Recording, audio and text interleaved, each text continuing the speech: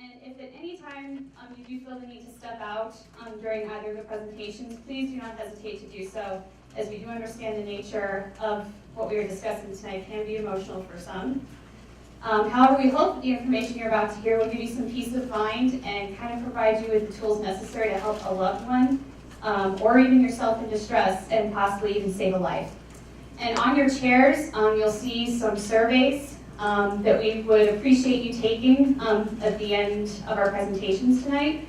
And if you come over to the table closest to the door with the gray tablecloth with the tree logo on it, you can bring that survey to us and we'll give you an awesome free giveaway. So without further ado, I'd like to introduce our first speaker. Dr. Scott Walmer is an adult and forensic psychiatrist. He is a graduate of the University of New England College of Osteopathic Medicine in Bedford, Maine, and he completed his residency in adult psychiatry in the Institute of Living of Hartford Hospital in Hartford, Connecticut. He also completed a fellowship in forensic psychiatry at Yale University. Dr. Walmer owns and operates a private practice in forensic psychiatry called Rocky Mountain Forensic Psychiatry. As a forensic psychiatrist, he has performed evaluations in both criminal and civil contexts and has appeared as an expert witness in a variety of courts. He has a particular interest in suicide and violence risk assessment, prevention, and malpractice. In addition to Rocky Mountain Forensic Psychiatry, Dr. Walmer is a staff psychiatrist at Parkview Medical Center in Pueblo, where he is also the medical director of consultation, liaison, and adult inpatient psychiatry. He also serves as an assistant clinical professor of psychiatry at Rocky Mountain Vista University College of Osteopathic Medicine. So without further ado, let's welcome Dr. Walmer. Hi, it's nice to see you all here. This is such an important topic that I think it can't possibly be served well enough. The people in this room is a small sample size of everybody here in Pueblo. I hope you take at least one piece of information from this and share it with somebody that you know. As Lindsay indicated, I work for Parkview. I'm the adult psychiatrist on our acute inpatient unit.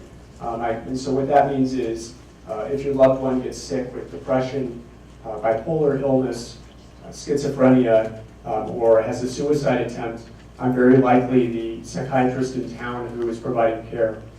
I do have a private practice. I do forensic psychiatry, as Lindsay indicated. There's some nice information on my website. If you're interested, feel free to take a look. I have a couple of points I wanted to make before I get started. The first is I have no financial relationships or anything to disclose, but I would like to disclose that I believe that suicide is preventable. I believe that mental illness can be treated, and that the vast, overwhelming amount of suicide is associated with mental illness. The second disclaimer I wanted to make is that although I'm going to be sharing a lot of information, and in some situations giving some advice here tonight, I'm not a treating psychiatrist to you guys in the room here, and I just wanted to make clear that my relationship here is more as an educator rather than a treater tonight. But when I think of a lot of people, and certainly when I think about my early childhood, my personal experience, I thought of my life's journey and what it could possibly be, an open road. A lot of people are not fortunate enough to start off where the skies are clear. For a lot of people, the skies are gray, and some of the pitfalls that people can encounter are obvious, and there are clear warning signs, but sometimes not. And in the United States, there's a suicide every 13 minutes. This is really an epidemic, and I know that people here in Pueblo can understand this. If we think about the United States, in the past 15 years, the rates of suicide have increased by 24%. I could give a lot of other statistics, but we're in a real crisis right now in terms of suicide. It's evidenced by what happened in this county and this community earlier this year.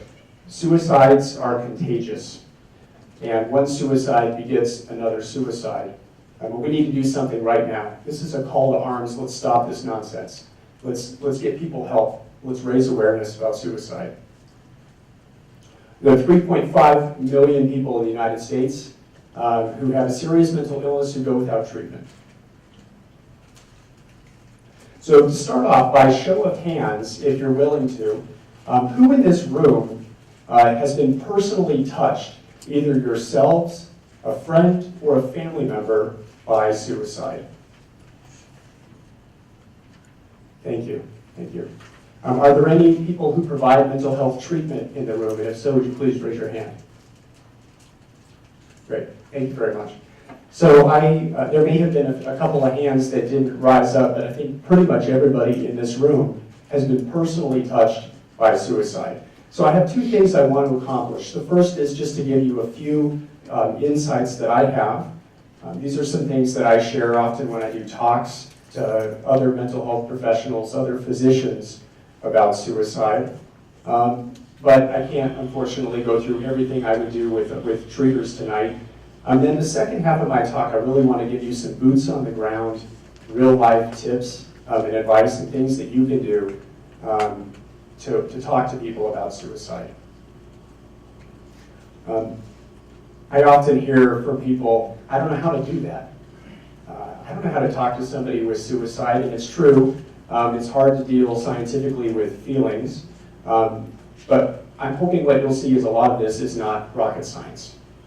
It's also not so easy a caveman could do it, but I'm hoping that you'll walk away tonight with a sense that it is doable. So suicide is not black or white. It is a light with a dimmer switch. People can begin suicidal and emerge out of suicide with treatment. They can also become suicidal as well. There are some things that in the here and now, when you see these here and now factors, they should raise an alarm bell for you about suicide. So some of these are very severe anxiety.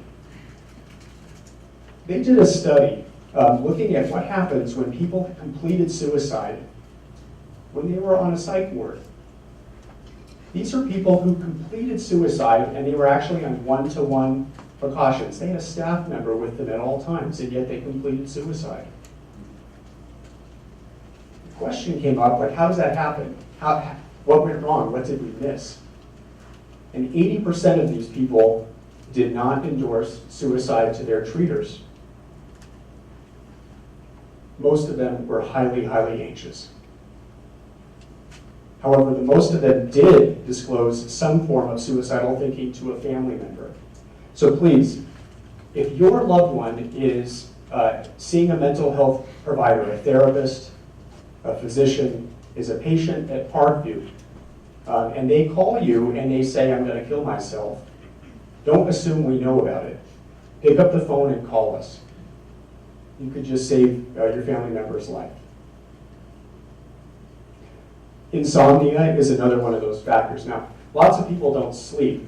Having one of these things does not mean you're going to become suicidal, but when you start getting many of these things starting to put together, that's when I get concerned. A sense of shame, guilt, and being a burden to the family. Panic attacks, substance use. And a couple notes about substance use. 25% of people who die to suicide have a substance abuse problem.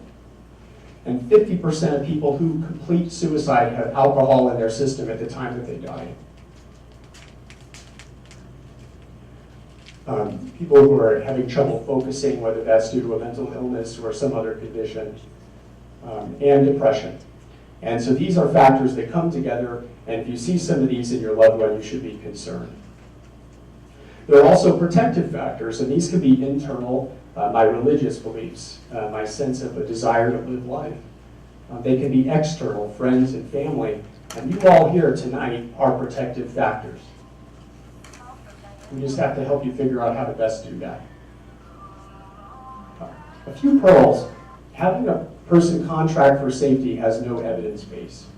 And so you have a friend you're having a conversation with and they say, I'm suicidal. And you say, well, promise me you won't do anything. Oh, sure, I promise. Well, that's not really good for much. And you will get a false sense of security. So we don't rely on this. If you take a person and you ask them, well, what reasons do you have to live? And what reasons do you have to die? And you take the difference between the two, and that's the strongest predictor of people who are going to attempt in the next 1 year.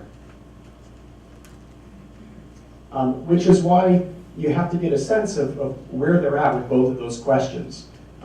People who are actively suicidal are going to be very good at coming up with the reasons they have to die, less well at identifying the reasons they have to live.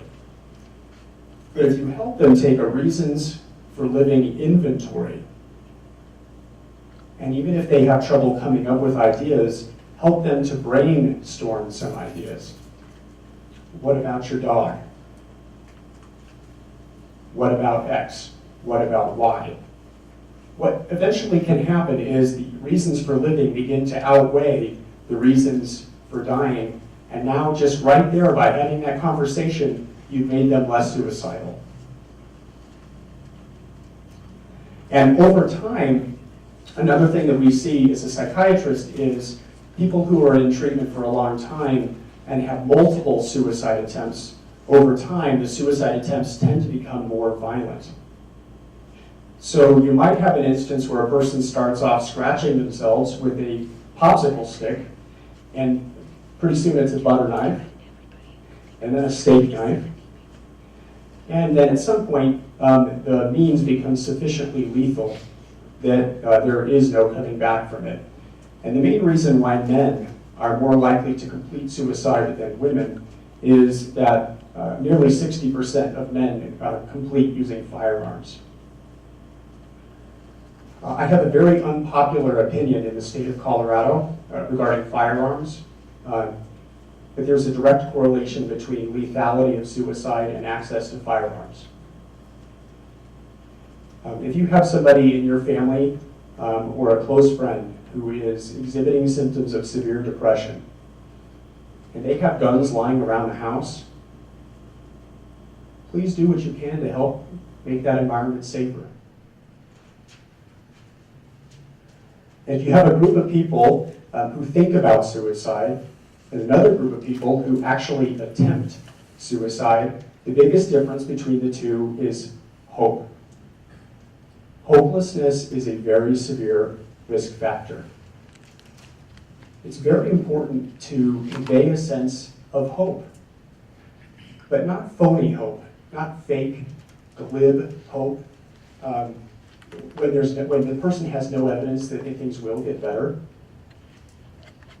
Sometimes I say to people, it will make sense that you feel that way. In fact, you've been living with the pain that you've had for the past 4 years, and there's no end in sight. On some level, it's going to be hard to know that things are going to be better until they are better. And I've never walked a day in your shoes, so I'm not going to pretend I know what it's like to be you. But what I can tell you is I've helped thousands of people get better. And I know that we can help you to feel better also. And that's not fake, that's real. And suicide runs in families. And so when a parent attempts suicide, a child is 5 times more likely to attempt suicide as well. And this can be very useful when you have a friend or a family member, as I'll illustrate later on in my talk. You can actually use this when you're having a conversation with people. The truth may hurt, but lies kill.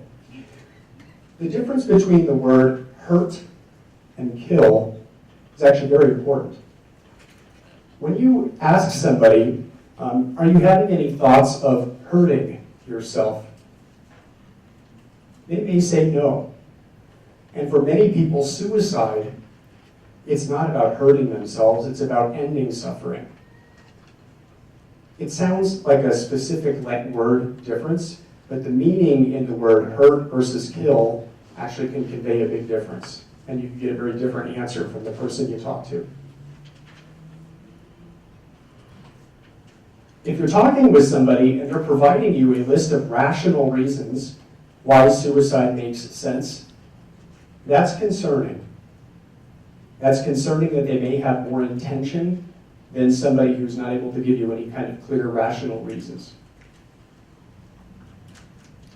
And the biggest thing that I hear from people is, well, I can't talk about suicide because if we do that, then they're gonna think about suicide. If you talk to your family members about suicide, you're not planting suicide in their brain. You're taking a step to save a life. One of my frustrations is nationally, I'm not a child psychiatrist, but one of my frustrations is child and adolescent suicide is a national growing crisis. Pueblo has a problem. Colorado Springs right now is of epidemic proportions with suicide. And across the board, on the East Coast, in the center of this country, and certainly in Colorado, people like me are not allowed into schools to talk about suicide because of a fear from school districts. If we have a psychiatrist come talk about suicide, everyone's going to complete suicide. That's crazy. It doesn't make any sense. There's no evidence to that. We need to inform as many people about the problem of suicide and how to handle it, rather than leave everybody misinformed and reeling in doubt. There are a lot of different clinical factors I think about, but these three are worth paying special attention to: depression, hopelessness, and substance use. If you have the three of these things present together at the same time, that's a very concerning picture. Okay. There's a lot of high-yield bullet point stops along the way. Now what I want to do is pivot and talk to you about what you can do about it. First thing is to begin to pay attention. Suicide is almost always accompanied by warning signs.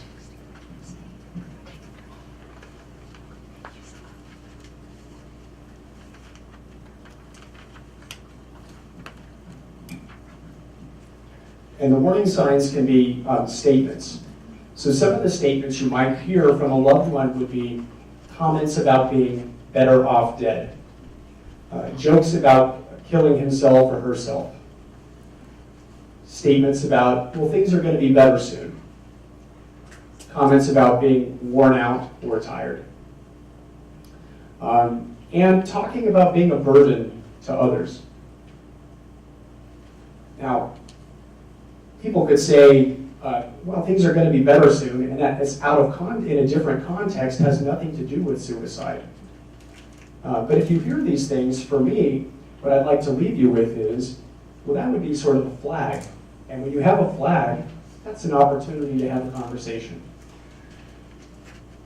The warning signs can also be things that you observe. The person is becoming highly unstable with massive mood swings.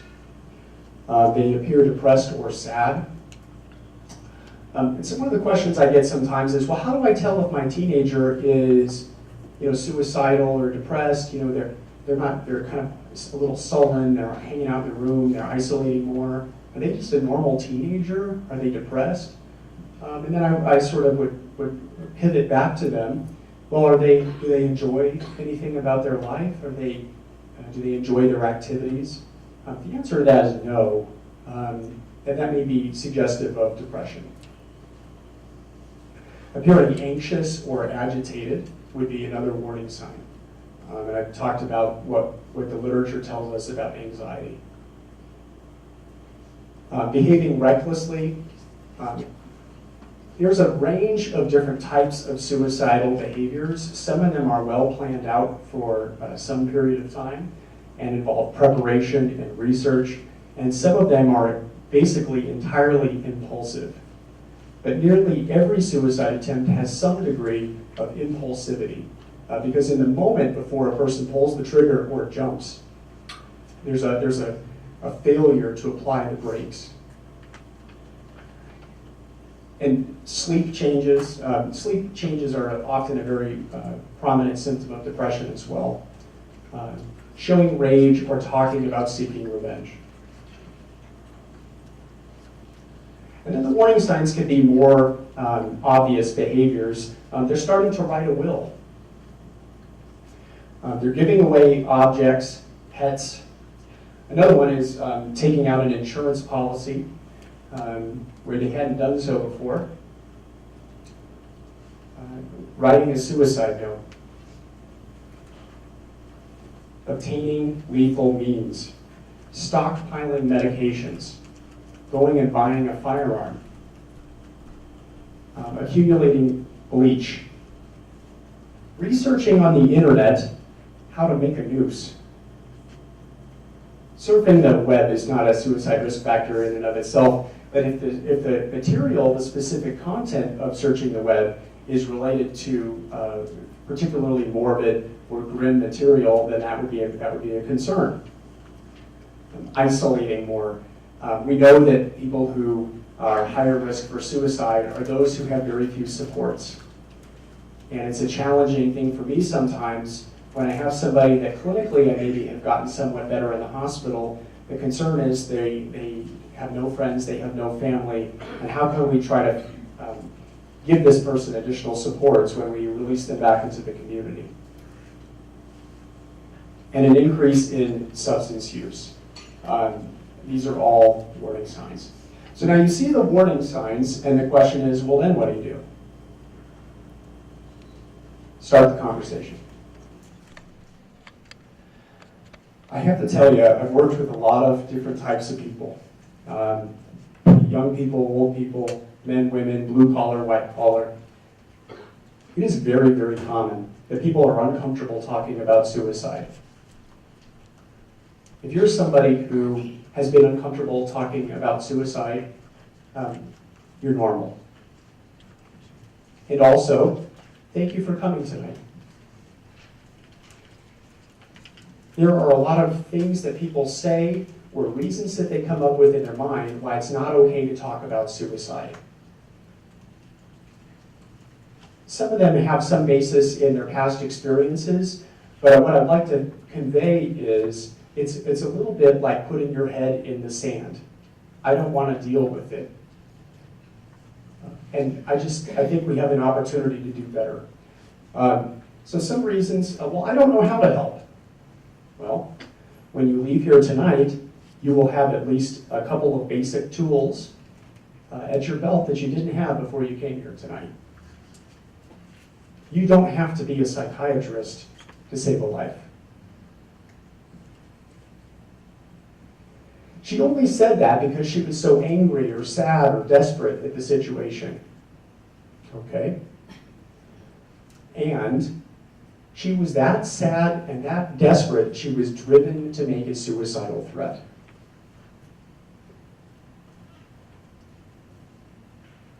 Well, they were only joking. They didn't really mean it. Jokes have a basis in reality. The person could also tell you they were joking and they really weren't joking, and now they're trying to cover it up or walk it back.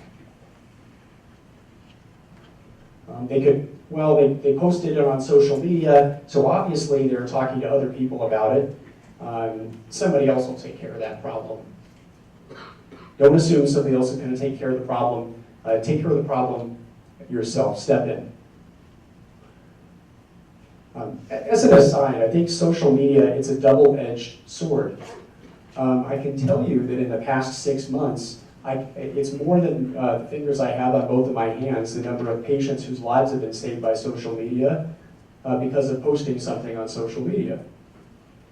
On the other hand, social media is probably in part to blame for the rise in suicide contagion, where one adolescent suicide begets another adolescent suicide.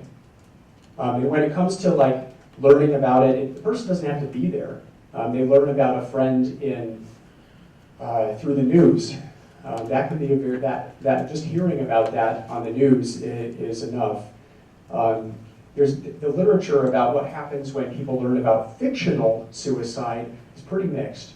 So there was a lot of uproar about the Netflix show about suicide, but when you look at the literature about that, there's really no strong conclusions. It makes people makes people more likely to suicide. Actually, no, there's no relationship. So social media can be helpful, but it can also be harmful as well.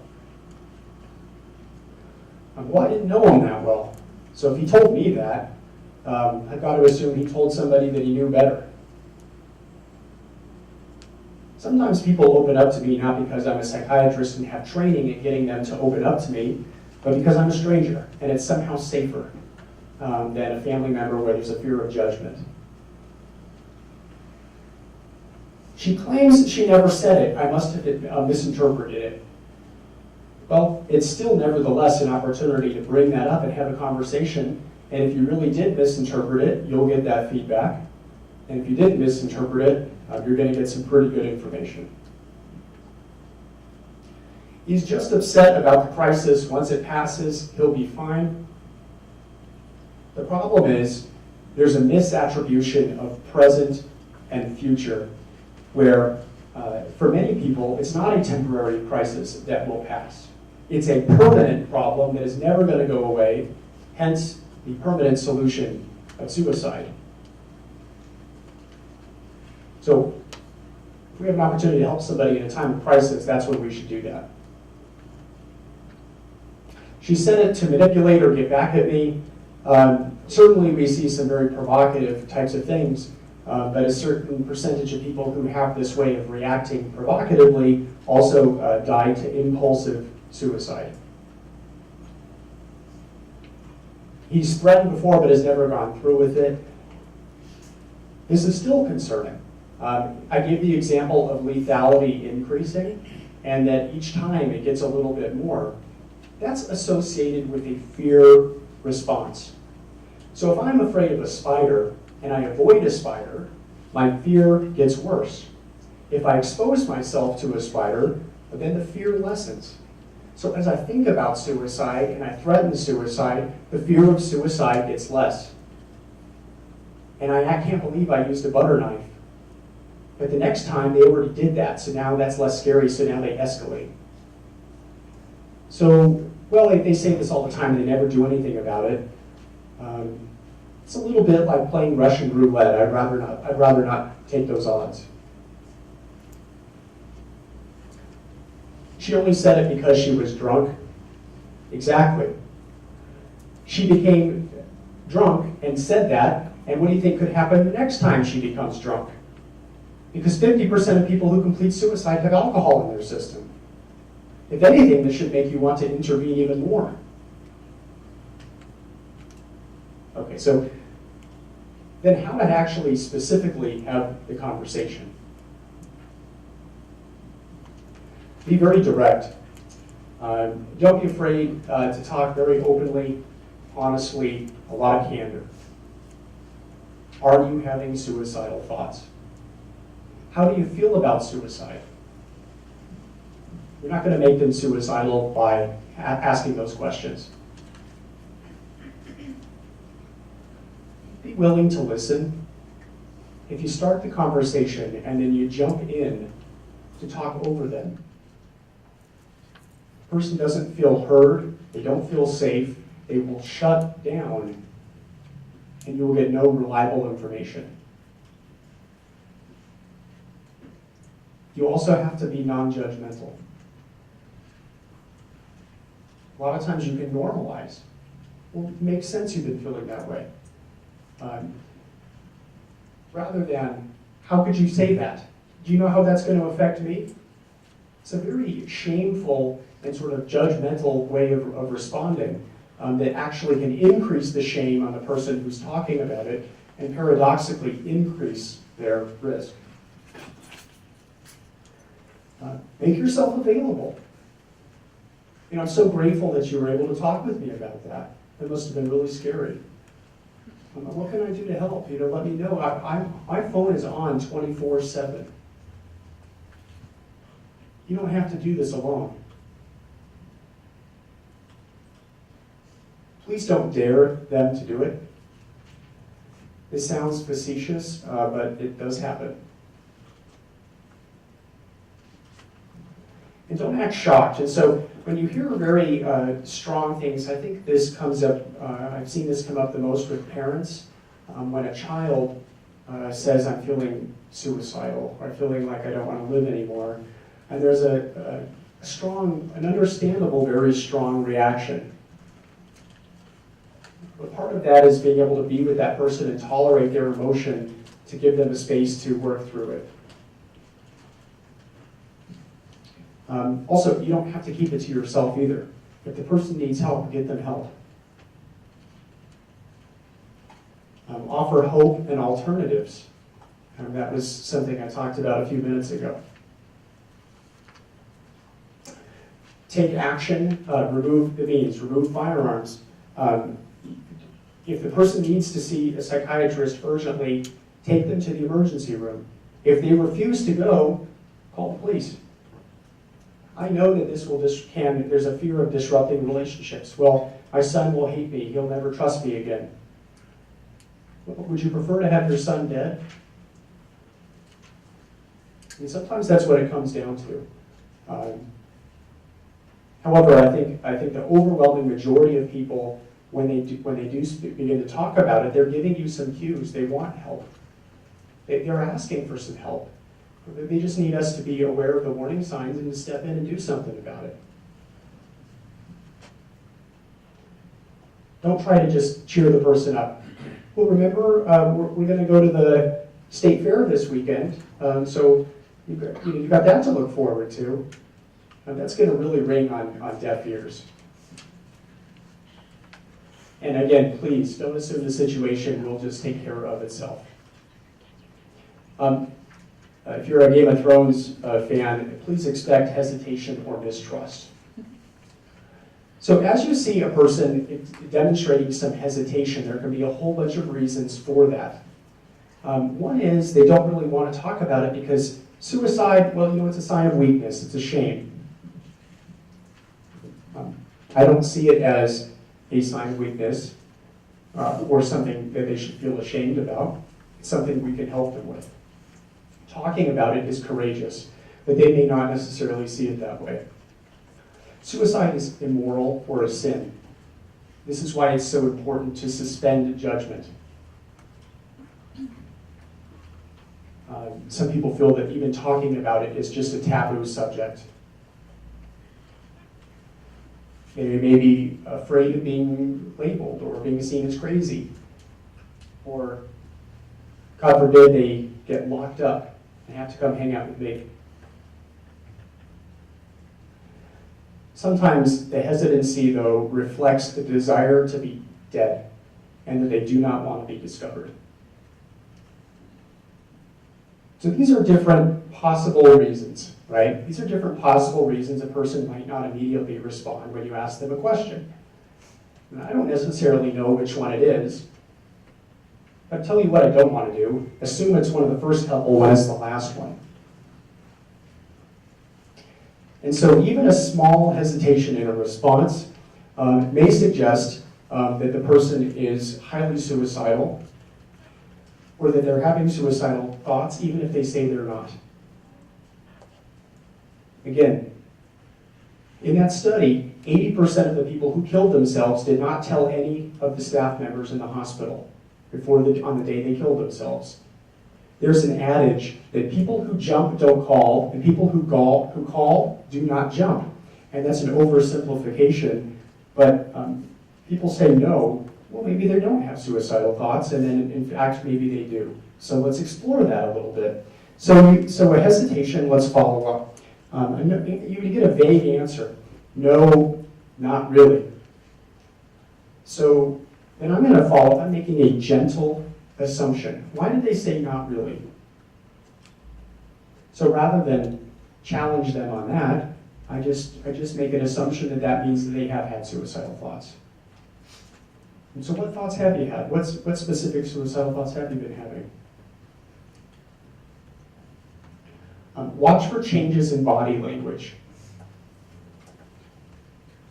There's a concept which is called behavioral manifestation of an internal response. That is, the vast majority of us show externally something about our internal emotional state. If you notice a change as you're talking to them about suicide, It's really rich data. Because you can start with an observation. The nice part about an observation is everybody is on the same page with it. We're at the library right now. It's an observation we can all agree on. I've noticed you've seemed really distracted lately, disconnected lately. I can't help but notice, but as I asked you that question, you got really quiet and started looking at the floor. Now give them time to respond. This is extremely powerful. When I asked you if you were having thoughts of killing yourself, you started tapping your leg. Start the conversation, make an unassuming, gentle observation, and watch what follows. And you can normalize the experience. It doesn't seem weak to me. With all the pain you're feeling, it's pretty common to have thoughts of killing oneself. No wonder you've been feeling that way. This reduces shame, by the way. And of course, as I said earlier, suicide is not black and white. And so sometimes you have to approach it more subtly. So I'm going to give you 30 seconds of, in quick fashion, how I might approach it with somebody on an inpatient psych unit. Have you ever had thoughts of going to sleep and never waking up? Yes. And if that could happen right now, how would that be for you? That would be really nice. Now, not that you would. By the way, this is a disclaimer that makes it safer to talk. Not that you would, but in your mind, in your fantasy, is there something that comes to mind for how that would happen? Yeah, I would probably just take all my pills. Has it ever gotten to the point that you grabbed your pill bottle and stared at it thinking about making that happen? Yes. Do you know how many of your pills you have to take? Yes. How do you know that? Well, I looked it up online. Okay.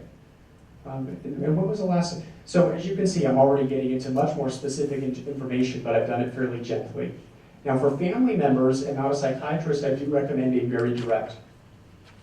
But if the person says no and you're still extremely concerned, don't just crumple that up and say, well, they said no. You might talk about something else and then circle back in a much more subtle way. You can also come back to the impact on families. Teach them how that would impact the family. What would happen if, and how do you think your children would feel? Even more powerful is put yourself in there. How do you think that would affect me if you killed yourself? Well, I assume that my family would be better off without me. Well, thanks for sharing that. Can I give you some new information? Yes. We know from all the published psychiatric literature that whether it's fair or not, when a patient kills themselves, children always blame themselves. And it exponentially increases the risk that your children will follow you down into the path of suicide. And I see how much you love your children and that you don't want that for them. I can't tell you how many people I have taken from the edge and yanked back from the cusp of suicide with that. It's like the faucets open up and they start crying. I had no idea. You could be talking with a family member and they think that family's better off without. Explain to them, prove to them, show them why that's not the case. Remind them there's no urgency to do it now. Suicide is not your only option. There's plenty of time that this can be explored, and do so with some support. That things will get better and can get better. The situation does not have to be permanent, and you are not alone. This is a quote from a survivor of suicide. There's an article in the New Yorker a couple years ago. I instantly realized that everything in my life that I thought was unfixable was totally fixable, except for having just jumped.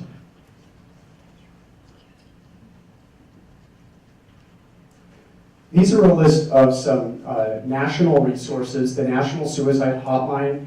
There's a ton of Pueblo County resources available here tonight. Please visit each of the booths. We have representatives from NAMI, PCHC. We have representatives from Health Solutions, Parkview, the county. These National Suicide Hotline number is very effective. There's wallet cards. We do have some to give out at the Parkview table. From my perspective, there should always be somebody to call. So rather than listing all of the resources, I'd ask you to spend a few minutes and familiarize yourself with some of what we have here in the community. For the clinicians, there's an instrument called the SAFE-T, the SAFE-T. This walks through how to do really great suicide risk assessments. And there's an app called Suicide Safe. Anybody can download it. It's really aimed more so at clinicians.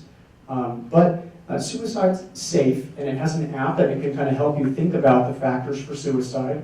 And there's a website, stopasuicide.org, that really contains a lot of great information. Some of what I pulled off and just shared with you is directly from that website. So please check it out. So we have a few lessons that we've learned, that suicide is not inevitable. Starting the conversation can save lives. Provide support. Talk about suicide. Reduce access to lethal means, and please follow up with your loved ones. So I'm going to stand here for about 5 minutes or so. I'll take your questions. At the end of the evening, I'll also hang around for a bit. If you prefer to come up to me and ask me a couple, question or so privately, that's fine as well. Thanks.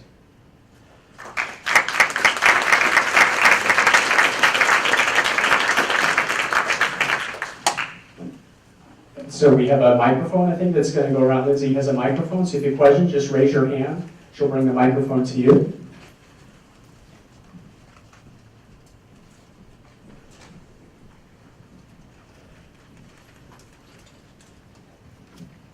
Yes, I think, my main concern, there's so many concerns I have, especially with our youth here in Pueblo. But the problem that so many of our families have gone through, that either have lost their children to suicide or have gone through this, is Pueblo does not have the resources to help these kids. My son was hospitalized acutely 2 times. He did a full-fledged suicide attempt. He survived, thank God. He was hospitalized for 5 days. He comes back out, he's still suicidal. I take him back to the ER. No big deal. He's just doing marijuana. That's what I was told by the psych liaison here. Sends us home. We're back 2 days later in the ER. He's still suicidal. I'm begging and pleading, help. What do I do with my son? The psych liaison his heart was broken for us. And he stalled as long as he could. He found a bed in Colorado Springs, where we got substandard care. Somebody needed to counsel me and say, listen, your son is sick, and this is a crisis. Nobody ever did that. I'm a stubborn mom. I would not, whatever was happening, I was researching everywhere. There are kids here in Pueblo that don't have the parents that will fight as hard or don't know where to go. We need to help and start putting our youth first. And we need to educate these kids that the substance abuse problem we have here is so out of control and is making things so much worse. And that the marijuana they have is so potent, it's wrecking their brains, and it has a 7-fold increase for suicide risk. It's the second drug that increases that risk, and nobody's talking about it. So those are my 2 big concerns. How can we help these kids and these families and provide a support group? There's not even a parent support group here. We need that. What's your name? My name is Aubrey Adams. Aubrey, thank you for sharing your story. I really appreciate that. I'm sorry that you had that experience with your son. And your frustration is my frustration also. This community, I did all my training on the East Coast. In the communities where I trained, I came from a 120-bed psych hospital. We had day programs for every disorder that there is. We had an eating disorders program. you name it, we had that. There were 25 shelters in Hartford. What does Pueblo have? We have a lot of the people who we have in this room. We are growing, we do everything that we can. There's a couple of things to answer the question how to get support. I hope you will consider starting a parent support group. And reach out to some of the folks here tonight before you leave and let us know what we could do to help support that. Yeah, I mean, I've tried. I've been volunteering for Pueblo for like 2 or 3 years now, and I feel like I can't budge into the system here. It's the piece about how to get help is so complicated because part of it is, that when we look at this county, we are short right now by about 35 psychiatrists. Per capita, we are one of the most underserved areas for psychiatrists in the country. And there is, we don't have, for the size of the population of this county, there are not 3 acute inpatient hospitals in town. For inpatient psychiatry, there's Parkview. And for adolescents, we only have a small handful of beds. And the difficulty for me, I'll share that I'm an on-call psychiatrist sometimes and deal with patients that come through the emergency room. It's a difficult distinction between, suicidal thinking and behavior. 99.99% of people with a suicidal thought do not attempt. If I could read people's minds tonight, and everybody in Pueblo who had a suicidal thought at this exact moment, we would need a 500-bed psych unit. So I work really closely with the liaisons there, and we do try to do a really good job of screening people and being thoughtful about how to help everybody. But you're not wrong. And the issue about cannabis, if I could please take just 30 seconds on cannabis, there's very little known with any degree of surety about cannabis. A lot of the claims about, well, it's good for PTSD and anxiety and pain and all these things don't have a lot of strong basis in the literature. But I can stand here tonight and tell you 5 things with really strong confidence as a physician. Number 1, people that use cannabis are more likely to suicide. Number 2, people that use cannabis are more likely to develop schizophrenia. Number 3, people who use cannabis are more likely to develop a drug dependence, and it's not just cannabis, it's also other substances. And I've seen that in Pueblo with the legalization of that, and people every day, I admit somebody who's here from Austin, Texas, and is homeless, and they came here for pot. They're also using PCP and meth and cocaine. The 4th and 5th points are also disturbing. Adolescents who use marijuana are less likely to graduate high school and less likely to graduate college. So you have a great point about that. I know I can't fully address your concerns tonight, but thank you for sharing your story. Thank you for saying what you just did. It doesn't get said publicly here.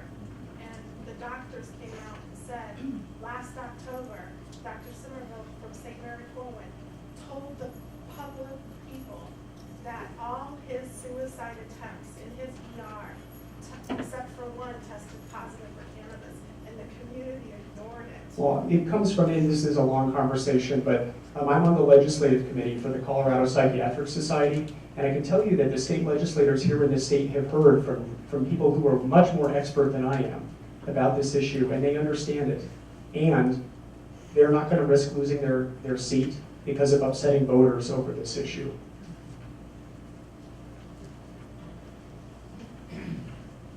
I'll take maybe one more quick question if somebody has one. Again, I will be around. I'll stick around afterward. Yes, please. So at one point you mentioned not saying things that would shame somebody. Yes. And then towards the end you also mentioned letting them know what the impact would be on me. How do we do that without shaming somebody? That's a really great question. Thank you for catching what appears to be 2 things that go against each other. It's really in delivery. So one way might be, how could you do this to me? That would ruin me. I would do this. Then I would kill myself. And that could really be experienced by shame. Versus a more curious and informative and educational approach. What do you think would happen to me? I think you'd be better off. could I share with you what actually would happen to me? And we could still experience that as shame, but the more likely thing is that will shock their system and it will be new information. And the number one look I get is not one of shame and despair, but perplexion. People can't believe it. Really? Really? Is that true? Okay, thanks very much.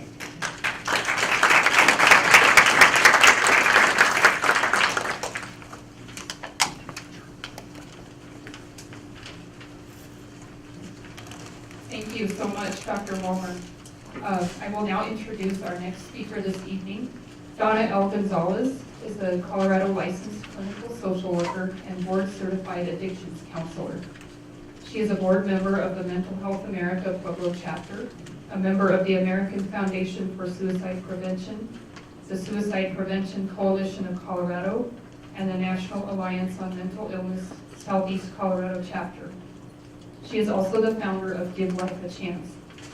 Donna is a graduate of Newman University in Wichita, Kansas, and completed her internship at Colorado Mental Health Institute, Pueblo. She has volunteered as a court-appointed special advocate and victim advocate at the Pueblo YWCA Family Shelter.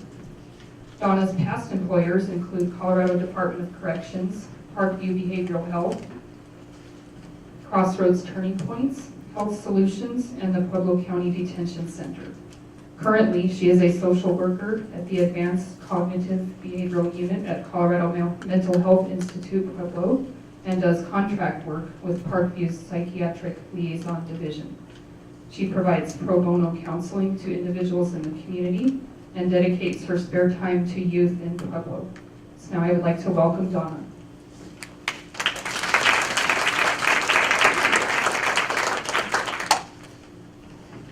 Thank you. So Give Life a Chance is an idea that began in March of 2005 after I witnessed my brother's suicide. However, it didn't fully develop until late 2005 after I was able to process the event. Speaking of trauma therapy here, so I want to say again that I'm very honored to be here to speak about this touchy subject. It's something that's not commonly talked about amongst our youth, definitely not in the homes of the adolescents that I speak to. It's something that's considered taboo or shameful from what I hear from the adolescents I work with in the community.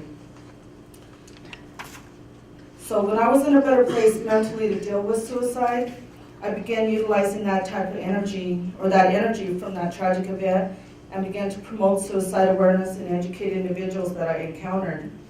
What I did was I first began by handing out resources, magnets, and brochures and posters that I had got off the internet, and I would just place them in random places around town, schools, parks, restrooms, and libraries. I also pursued a degree in social work with an emphasis in mental illness in order to learn more about the dynamics of suicide in hopes of helping others in similar situations. Throughout this time, I continued to anonymously provide resource materials to the community and engage in conversations with people as well as their family and friends regarding suicide. And as they mentioned earlier, with my degree, I was fortunate to find employment in psychiatric facilities and units, county jails, and the Department of Corrections, working with individuals who have attempted suicide or had suicidal ideations or aborted suicide attempts. After learning about the recent teen suicides that occurred within months of each other earlier this year, I decided I needed to be more public in my efforts. So what I did was I began attending funerals and candlelight vigils of the adolescents that had ended their lives. So what I did was I compiled a list of resources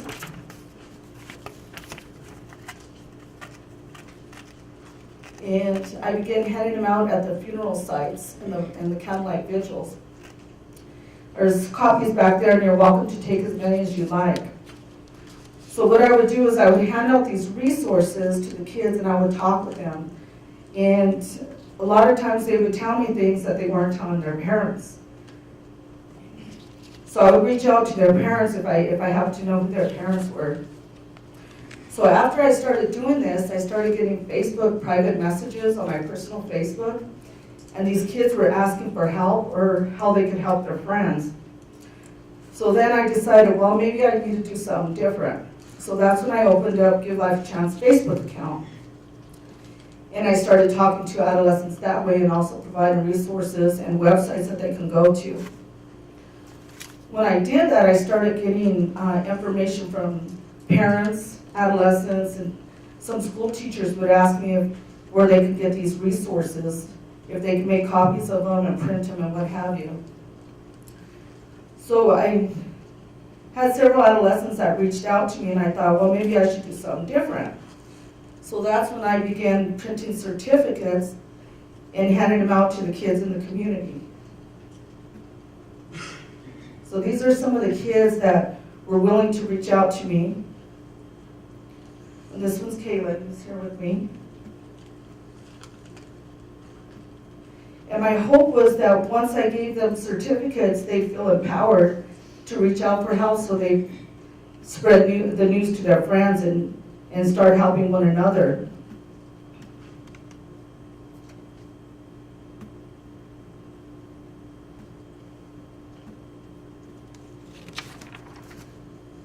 In a short span of 5 months, I had the pleasure of meeting at least 25 adolescents. When I met with them, I would ask them to talk with their parents and explain to them why they got the certificate. Some of them chose not to be recognized publicly, and that's okay. Others were eager to share with the world, and they enjoyed being put on Facebook.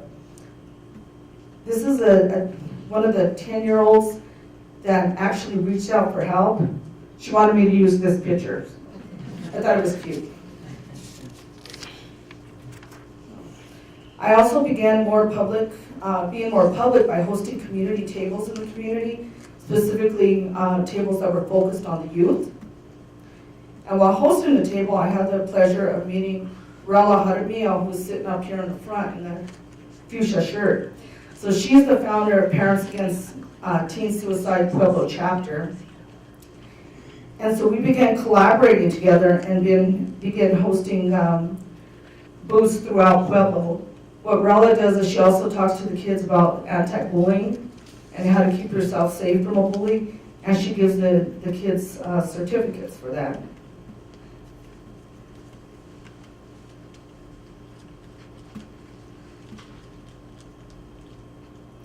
While visiting the tables, the youth are encouraged to talk about their concerns, and I do offer them small incentives so that they can bring their friends with them next time, or at least make it a pleasurable experience for them. I apologize, I am not good with this computer. So these are some of the youth I was able to reach. They're young and they still come to the tables. And I asked them to bring their parents so I could talk to their parents as well. It's all volunteer work that I do in the community. Oh, this makes it easier. Sorry. So which one do I press? Oh.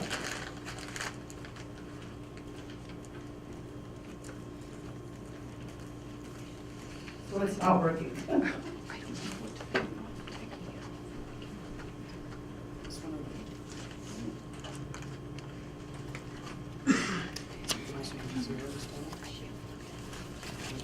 Oh, thank you, Dr. Walmer. Dr. Walmer and I work at Parkview. He's very helpful. Thank you.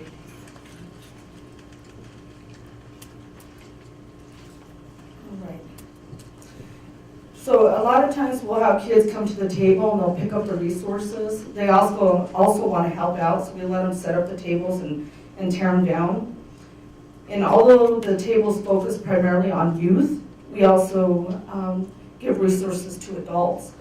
While they're at the table, I have this pledge that I developed, and it's a pledge saying that I'm going to keep myself safe and I'm going to keep my friends safe and things to that sort.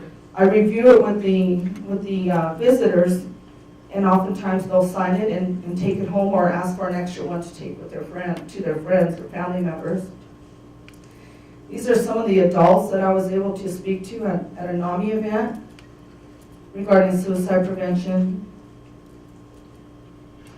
I was able to meet Senator Leroy Garcia along with Rella. We met him at one of our booths, and he was ecstatic to learn about the different changes and awareness that's coming to Pueblo. Officers usually come and visit our booth as well, and this is one of my favorite officers, Sergeant Ortega. I say that because he's my cousin, and not because he paid me, but he is my favorite guy. This is Frances. So Frances is, she was a middle schooler, and she was being bullied. She was on the verge of suicide. So she received help, and then began promoting suicide prevention and awareness. She actually developed a shirt that she sells in the community. I don't know if anybody's had the chance to see adolescents wearing these, but she sells them and takes the funds and gives them to youth organizations so that the youth have somewhere to hang out. So again, my favorite officer, he probably accepted the shirt along with Leroy. And Frances also got her entire family involved in this. So I thought that was amazing how not only was she trying to do this, she got everybody involved, including her grandma, uncles, and aunts. Another way that I helped promote was I was invited to the KOYC 98.5, which is a local radio station here in Pueblo, and it focuses on community events and community issues with Pueblo, specifically the youth. So I took a group of youth there to do an interview about suicide prevention, drug awareness, and things that they were dealing with. So this is an example of, or a picture of them when they were in the radio station. And each one of them, I gave them a certificate for their bravery to be able to reach out and share their stories. So not only did I, not only is this happening in Pueblo, but I also travel and have met kids in Los Animas and Alamosa, and just different kids are reaching out on Facebook. So I think all of us can do it. It doesn't take any particular person to do it. All of us can simply just answer a Facebook post that you see. So this is the Pueblo House. This is where the kids go and hang out. This is a nonprofit agency that is started by Janet Wilson and is part of the KOYC. This is another resource where if the adolescents are feeling as if they're not safe or they need somebody to talk to, she always opens her doors. She couldn't be here tonight, but I wanted to show you guys that. So I traveled as far as Thornton, and I met this guy. He's the owner of Black Lotus Tattoo. He actually offered free tattoos in support of suicide prevention and awareness. So I thought that was kind of cool. He was willing to, he suffered with depression as well, so he thought he could get the word out by offering that type of service. So again, I want to express that Give Life a Chance is not a nonprofit agency, nor is it an established company. It's just me doing what I do. And although I do fund all the resources, certificates, and gifts that I hand out at the resource table, I do have friends that at times help out. And this is one of my good friends. He actually was able to get us, me and Rella, a bunch of water and pizza and snacks to hand out. We handed out probably like 600 some odd things to adolescents in the community. And while they came to our booth to get the free goodies, we were able to talk to them about suicide prevention and awareness and bullying. He also gave the kids a $10 gift certificate for their bravery for speaking up and visiting the booth. And although Give Life a Chance is a solo idea, I don't believe it could have been as public as it is without all these people that I mentioned. And so today I brought Kaylin with me, and she's one of the adolescents that I have worked with in the community just during Give Life a Chance, and she's been a neighbor of ours for many, many years. So I think she deserves a round of applause for being up here with me. Not being up here with me.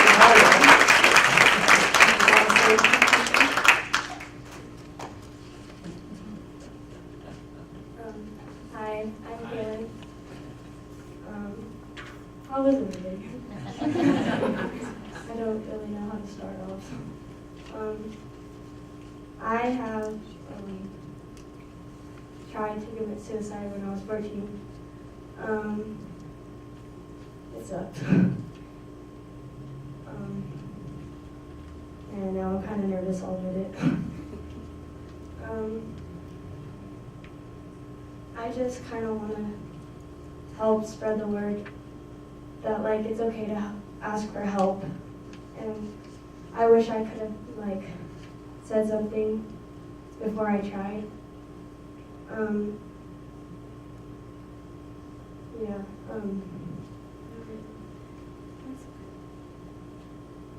I think that like I have a Facebook page for anybody to like text for help and stuff.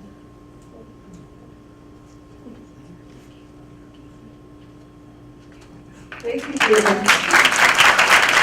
think I would feel a little nervous because I was nervous myself. I think it's very brave of her to come up here and talk about her attempt. And her friends actually intervened because she posted something on Facebook. Are you okay if I talk about that? So her friends had actually seen it and they reached out for help. So one of her friends had actually called the police. So the friend who was 15 or so, she actually had attempted suicide months before. So she kind of knew the process and landed up getting the police involved to do a welfare check. And then others were actually on Facebook trying to talk with her as well. So I think social media is huge, and that's a good way to reach out to our youth. So that is all I have, and I appreciate that you let me stand up there being a nervous wreck. Thank you, Dr.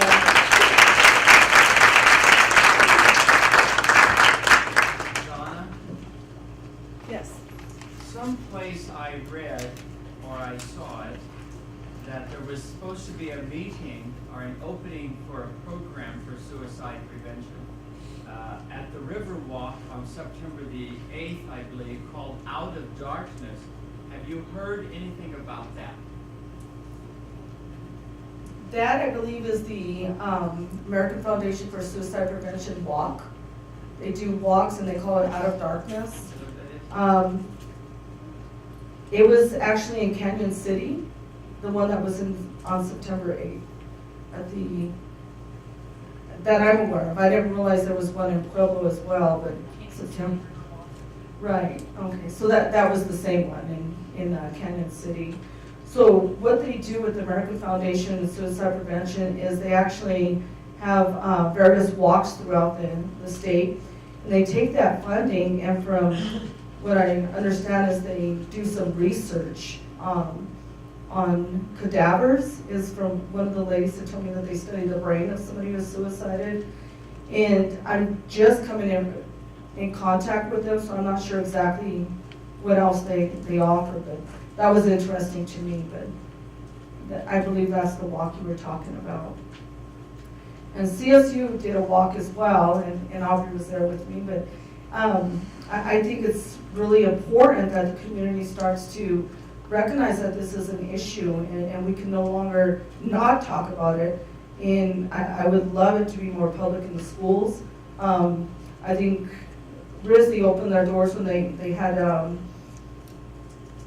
social event where the kids were allowed to make posters and talk about suicide prevention. And then I had a kid from Heaton who actually called and said she was doing a project as well. So I think that's great that the schools are welcoming this. Does anybody else have any questions or comments? I'd like to make a pitch if I could. Sure. When I have the microphone. Oh, yes. I'm a retired Catholic priest, but I don't work in the church. But I do suicide services at funeral homes.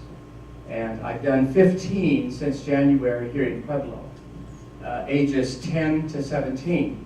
And I didn't know this was happening tonight. But the Pueblo chieftain, I have an article in the religion section Saturday. It's on suicide. And it's a very good article. My editor just was surprised that it was written. And I'll do a follow-up also next month. I go to funeral homes for one reason, because some ministers and some churches still will not bury a suicide. I like what Doctor said tonight. It's an illness, and that's where I'm coming from. And that's why it is not a sin. And I say that purposely. Thank you for sharing. I know the case. I read it. I also know people who have gone to mental health. A good friend of mine, next day committed suicide. They said he was fine. So anyway, so read the Pueblo Chieftain if you wish. It's a very positive thing. It's not a new thinking. It's what I really believe, no matter what your religion is. There is a higher power. I work with AA. There is a maker, there's a creator, there is a God. And I believe you as I read the book called After Suicide by John Hewitt that says it wasn't suicide, but they were choosing. They were in pain and they were trying to lessen the pain. Thank you for shaking your head. And that's what I teach at funerals. I cry my eyes out. I've got some families that I'm working with who are willing to come after suicide, and we come to my home. I don't live in a rectory, and we talk about it openly. And thank you for what you started. I think Pueblo has a lot that we're starting, but we need to get out and do more. Thank you. Thank you. Thank you again, Donna, and for Kaylin, thank you so much for sharing. It's great to hear all that you're doing in the community. And we thank you again, Dr. Walmer. We value your insight and expertise, and we thank you both so much for being willing to speak tonight. We also want to thank the agencies again here this evening. Here's a list of those here, and I believe there's a few here that aren't on there. And just a couple items in closing. We would like to specifically thank the Pueblo City County Health Department Emergency Preparedness and Response Program for partnering with us for this event. They have graciously provided the snacks for tonight, and we want to help them spread the word that September is National Preparedness Month. This year's theme is Disasters Don't Plan Ahead, You Can. So if you'd like to learn more about that, stop by the emergency preparedness table, it's the table with the wheel, and talk to Vanessa. And again, we appreciate your feedback. Please fill out the brief survey and take it to the mental health awareness table in exchange for a gift. Thank you all so much for being here. These resource tables will be available until 7:30. Thank you.